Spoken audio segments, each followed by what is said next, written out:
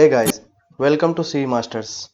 Today we are going to discuss UPPSC AE Civil Engineering question which are asked on 13 December 2020. This of first shift. Okay, this is the first part question from 25 to 34. जो बाकी 25 questions हैं वो हिंदी के होते हैं, इसमें मैं सिर्फ सिविल इंजीनियरिंग का डिस्कस करने जा रहा हूँ. ठीक है, चलिए शुरू करते हैं. Question number 25. मैच करना है कि प्रिलिमिनरी एस्टीमेट में क्या होता है, रिवाइज्ड एस्टीमेट में क्या होता है, सप्लीमेंट्री एस्टीमेट है और फोर्थ हमारा क्वांटिटी एस्टीमेट है. ठीक है, तो देखिए प्रिलिमिनरी एस्टीमेट को क्या बोलते हैं. It is required for preliminary ideas. Okay, it is required for preliminary ideas for various aspect और project to find the approx cost. कोई भी हम लोग प्रोजेक्ट बनाने से पहले जो प्रिलिमिनरी एस्टीमेट करते हैं, सबसे पहले एस्टीमेट किया जाता है जो आप हिंदी में देख सकते हैं प्रारंभिक अनुमान. जो पहला अनुमान लगाया जाता है उससे क्या होता है, हम लोग अप्रोक्स कॉस्ट फाइंड करते हैं किसी प्रोजेक्ट का. ठीक है, तो प्रिलिमिनरी एस्टीमेट में हमारा क्या होगा, अप्रोक्सीमेट कॉस्ट ऑफ प्रोजेक्ट.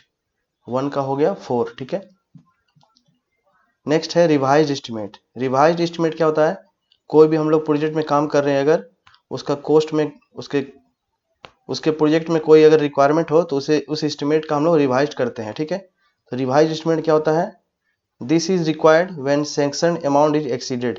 जितना हमने एस्टिमेट किया था उससे अगर कॉस्ट हमारा ज़्यादा लगने लगे तो हम लोग एस्टिमेट को रिवाइज करते हैं. ठीक है, तो रिवाइज एस्टिमेट हमारा हो गया कि probable variation for quantity rate and amount of each items. ठीक है, ये वेरिएशन हो रहा है हमारा रेट में जो एस्टिमेट हमने किया था. ठीक है, थर्ड है हमारा सप्लीमेंट्री एस्टिमेट.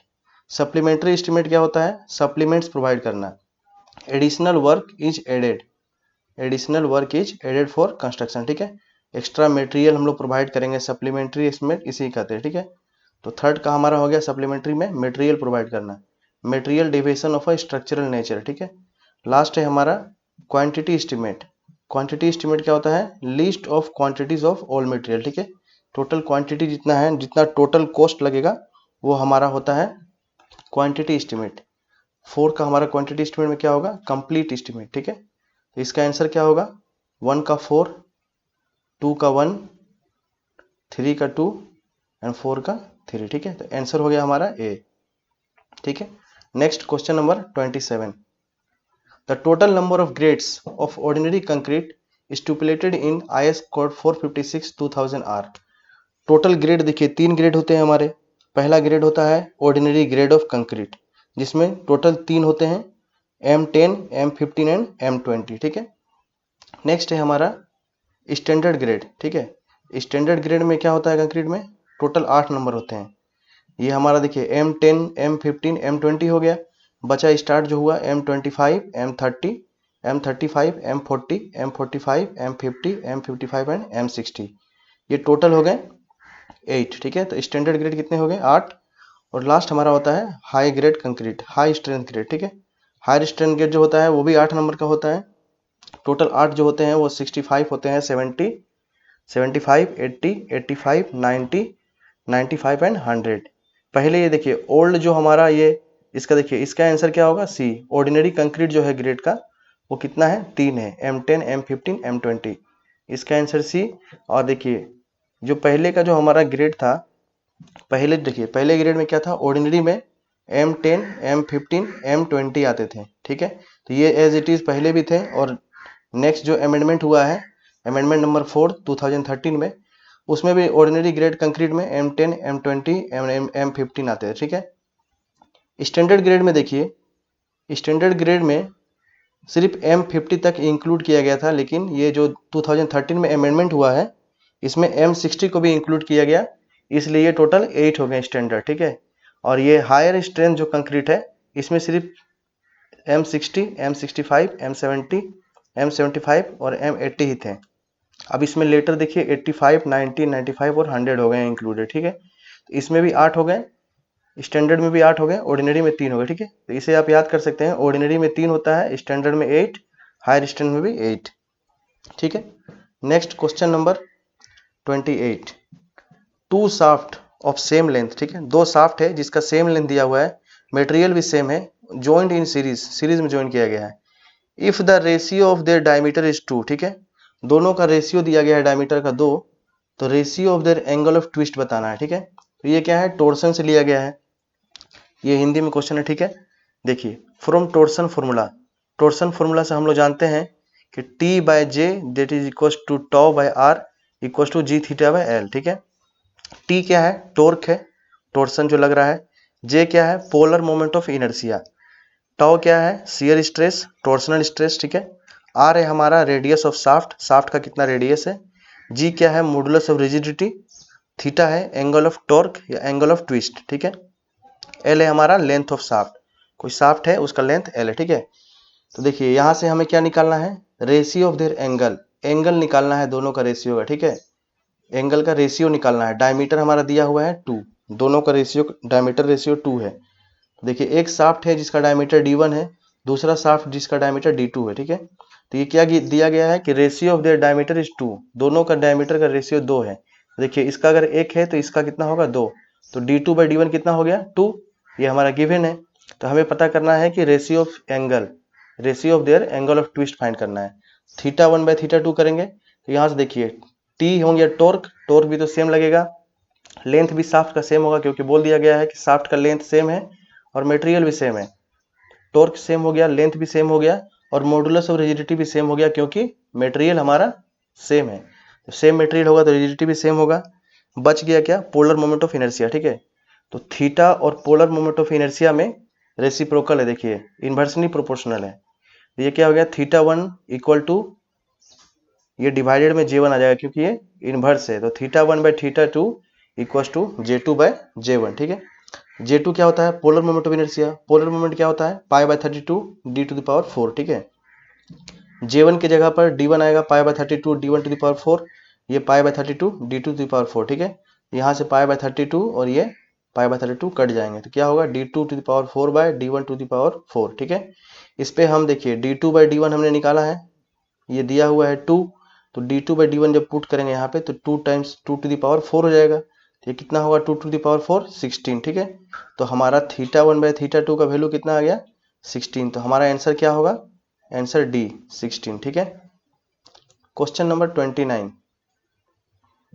देखिए क्वेश्चन क्या दिया गया है, the motor used for masonry construction, ठीक है।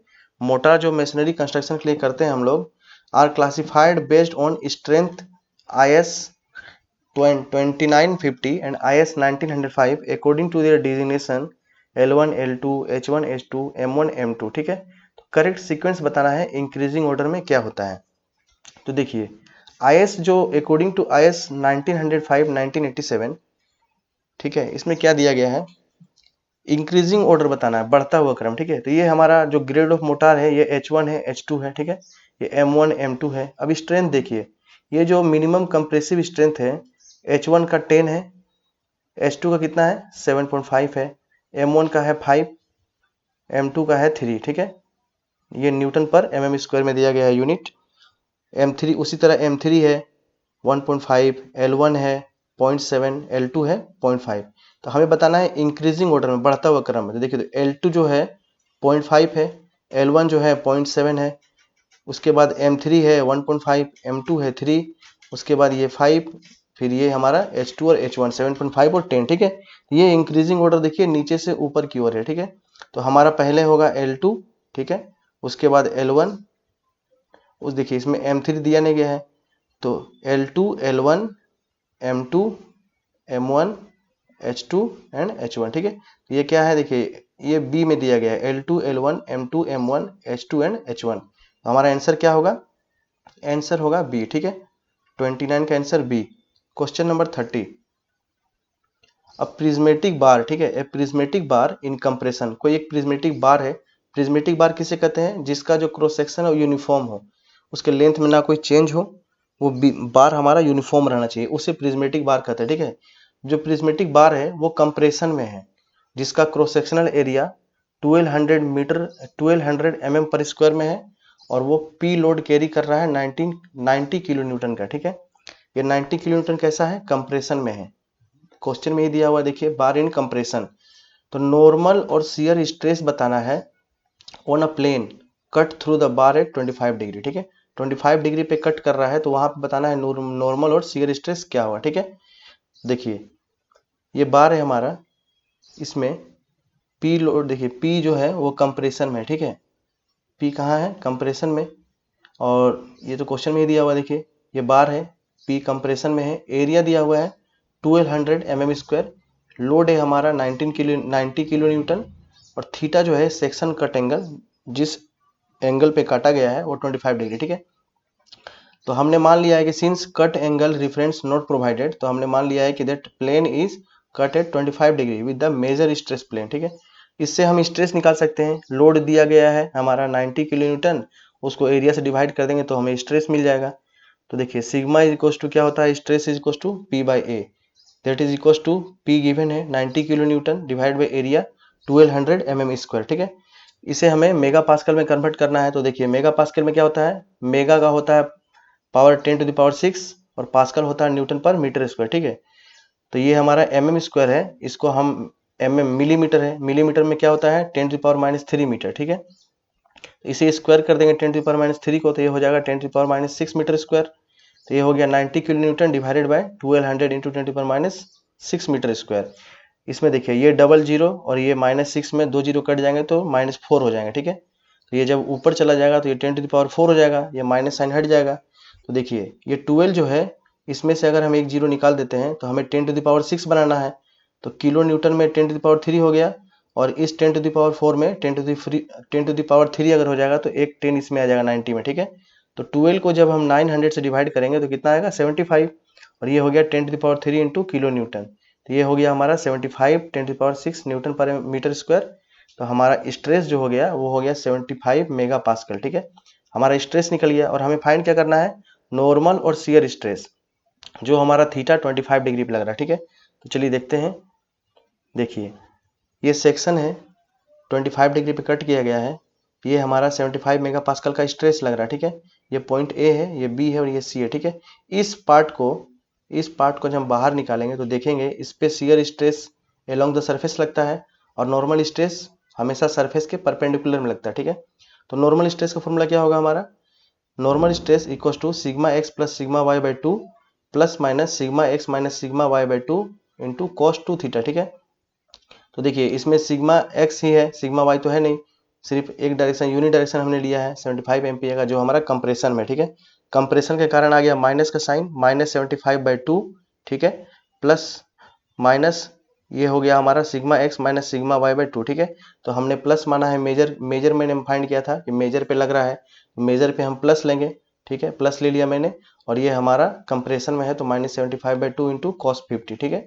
ये हो गया -37.5 -37.5 इंटू 0.642, ठीक है। तो ये हमारा नॉर्मल स्ट्रेस आ गया -61.61 MPa। उसी तरह हमारा शियर स्ट्रेस होगा minus sigma X minus sigma Y by 2 sine 2 theta, ठीक है। इस पे जब वैल्यू पुट करेंगे तो देखिए पहले से माइनस है, और कंप्रेशन में जब माइनस माइनस ऐड होगा तो वो क्या हो जाएगा प्लस। तो ये हो गया 75/2 इंटू साइन 50, ठीक है। तो ये हो गया 37.5 इंटू साइन 50 का वैल्यू कितना होगा 0.7660, ठीक है। ये देखिए साइन 50 कॉस 50 निकालने का एक तरीका भी है, ठीक है। आप इसे निकाल सकते हैं 3 डिग्री और 47 डिग्री करके भी, वो एडिशन अलग अलग मैथ में आता, मैथ्स में आप उसको डेरिवेशन कर सकते हैं, ठीक है। इसमें आपके देखिए शियर स्ट्रेस क्या निकल गया 28.72 एम्पीयर, ठीक है। तो इसका आंसर क्या हो गया, आंसर ए। देखिए ऑप्शन क्या था हमारा 61.6 एम्पीयर जो हमारा नॉर्मल स्ट्रेस होगा, और 28.7 एम्पीयर हमारा शियर स्ट्रेस होगा, ठीक है। तो 61.6 देखिए हमने निकाला है, और 28.7 हमने शियर स्ट्रेस निकाला, तो हमारा आंसर ए, ठीक है। क्वेश्चन नंबर 31, ठीक है। 31 क्वेश्चन क्या कह रहा है, the minimum width of trade, ठीक है, without नोजिंग for staircase of residential building shall be. Minimum width बताना है ट्रेड का विदाउट नोजिंग। देखिए नोजिंग क्या होता है, जब कोई हम लोग सीढ़ी में देखिए क्या करते हैं, nosing refers to the extended portion of the tread over the riser, ठीक है। ये जो देखिए फिगर देखिए, ये राइजर है, ठीक है, और ये हमारा ट्रेड है, जिसपे हम अपना पैर रखते हैं उसे ट्रेड कहते हैं, ठीक है। तो ट्रेड का जो पोर्शन है उसको राइजर से थोड़ा सा आगे अगर बढ़ा देंगे, हम एक्सटेंड कर देंगे, तो उसको क्या करते हैं नोजिंग, ठीक है। ये राइजर से ये जो ट्रेड का जो पार्ट है ये थोड़ा सा देखिए बाहर बढ़ा हुआ है, इसका एज को बाहर बढ़ाया गया है, तो ये हमारा नोजिंग कहलाता है, ठीक है। तो हमें बताना है कि minimum width of trade without नोजिंग क्या होगा रेसिडेंशियल बिल्डिंग के लिए, ठीक है। तो minimum width of trade without नोजिंग क्या होता है 300 mm, और फॉर 1 और 2 family dwelling it may be reduced to not less than 250 mm। ठीक है, तो हमारा आंसर क्या होगा 300 mm। ठीक है, तो आंसर हमारा D 300 mm। Question number 32, a cast iron column of external diameter of 300 mm is 20 mm thick. Find safe compressive load on column with factor of safety 5 if the crushing strength of material is 550 Newton पर mm square. देखिए question में क्या दिया गया है कि cast iron है जिसका एक्सटर्नल डायमीटर 300 है और 20 mm थिक है। तो देखिए ये एक्सटर्नल डायमीटर हमारा 300 mm हो गया और ये थिकनेस जो है ये 20 mm हो गया। ठीक है, तो यहाँ से क्रशिंग स्ट्रेंथ जो मटेरियल का वो दिया गया कितना 550 न्यूटन पर mm स्क्वायर। तो सेफ लोड क्या होता है, जो हमारा क्रशिंग लोड होगा वो load divide by factor of safety. तो हमें क्रशिंग स्ट्रेंथ दिया है तो लोड निकालने के लिए क्या करेंगे, इस स्ट्रेंथ को हम लोग एरिया से इनटू कर देंगे तो वो हमारा लोड दे देगा। ठीक है, तो ये डी एक्सटर्नल हो गया, डी इंटरनल कैसे निकलेगा, देखिए ये 300 mm एक्सटर्नल है, इसमें ये जो थिकनेस है और ये जो इधर का थिकनेस है इसको माइनस कर देंगे तो ये हमारा क्या होगा डी इंटरनल दे देगा। ठीक है, ये हमारा हो गया डी इंटरनल। ठीक है, तो डी इंटरनल क्या होगा the external minus 2 times of thickness, ये हो गया हमारा 300 minus 2 times of thickness 20 mm, total हो गया 300 minus 40 that is equal to 260 mm। The internal मिल गया हमें। अब हमें सेफ कंप्रेसिव लोड निकालना है, वो क्या होगा load by factor of safety. तो लोड क्या होगा, क्रशिंग स्ट्रेंथ को जब हम लोग एरिया से इनटू कर देंगे तो हमारा लोड मिल जाएगा। तो crushing strength into area divide by factor of safety, crushing strength हो गया 550 इनटू एरिया हो गया पाई बाय 4 डी स्क्वायर। तो ये हमारा देखिए डी होलो की तरह है, एक्सटर्नल और इंटरनल भी है, ये क्या हो गया पाई बाय 4 डी एक्सटर्नल का स्क्वायर माइनस डी इंटरनल का square, total divide by factor of safety हमें क्वेश्चन में देखिए यहाँ दिया हुआ है फैक्टर ऑफ सेफ्टी 5 है, ये हमने 5 रख दिया। इसे जब आप सॉल्व करेंगे तो आपका जो ये पी सेफ लोड आएगा वो आएगा 1935.21 किलो न्यूटन, जो कि देखिए ये आपका ऑप्शन बी में है। ठीक है, तो आंसर हमारा क्या होगा बी, 32 का answer B. Question number 33, the water cement ratio for ferro cement mix should be. Water cement ratio बताना है फेरो सीमेंट मिक्स के लिए। ठीक है, तो देखिए the range of water cement ratio for ferro cement mix is 0.35 to 0.5। ठीक है, ये 0.35 से 0.5 तक होता है और water tightness the water cement ratio is restricted to 0.4। Water tightness के लिए वाटर सीमेंट रेशियो जो होता है वो 0.4 तक रेस्ट्रिक्ट किया जाता है। तो इसका आंसर हमारा क्या होगा, इसका आंसर होगा सी। ठीक है, बिटवीन 0.4 टू 0.5। देखिए हमारा लास्ट क्वेश्चन है क्वेश्चन नंबर 34। ठीक है, ये simply supported beam of length 6 metre, एक बीम है जो सिंपली सपोर्टेड है। सिंपली सपोर्टेड मतलब क्या, उसके सपोर्ट सिंपल है, रोलर सपोर्ट। ठीक है, और पिन सपोर्ट है। Carries a point load at the centre, उसके सेंटर पे एक पॉइंट लोड है, आप पॉइंट लोड कुछ भी मान सकते हैं, पी मान ले डब्ल्यू मान ले। ठीक है, सेंटर बीम पे P load point load consider कर रहा है that has the maximum bending moment of 12 kilo Newton पर मीटर। मैक्सिमम बेंडिंग मोमेंट हमारा 12 किलो न्यूटन पर मीटर है, 12 किलो न्यूटन पर मीटर है। इफ फ्लेक्सुरल रिजिडिटी EI दिया गया है बीम का, तो डिफ्लेक्शन बताना है सेंटर पे कितना होगा।